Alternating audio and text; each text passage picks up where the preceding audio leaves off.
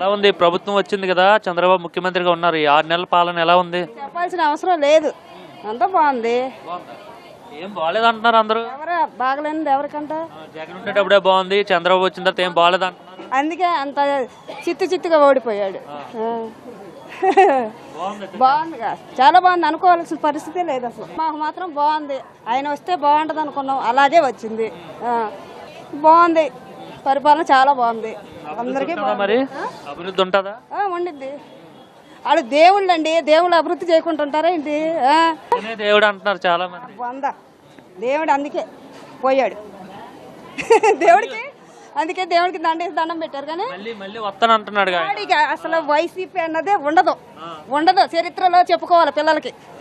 గతంలో వైసీపీ ప్రభుత్వం ఉండేది అని చెప్పుకోవటమే అంతే. ఎందుకు ఇప్పుడు ఆగండి, జమిలి ఎన్నికలు వస్తాయి.